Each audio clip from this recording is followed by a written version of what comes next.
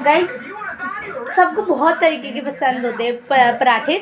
तो कोई आलू के पराठे पसंद करता है, प्याज के पराठे पसंद करता है, कोई मेथी के पराठे पसंद करता है, कोई पालक के भी पसंद करता है और कोई चावल के भी बनाते हैं। हमारे घर में चावल का भी बना एक बार, वो भी अच्छा लगा।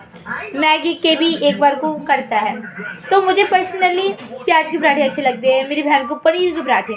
पर जो मेरे भाई ऐसा पढ़ानी है जो उसको अच्छा लगता है वो किसी भी चीज़ का बनवा देता है। अभी देखते हैं।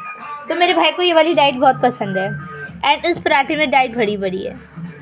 तो आपको ये ऐसे पराठे खाने में क्या अच्छा लगता है, क्या होता है? इससे ना बहुत ज़्यादा डाइट होती है।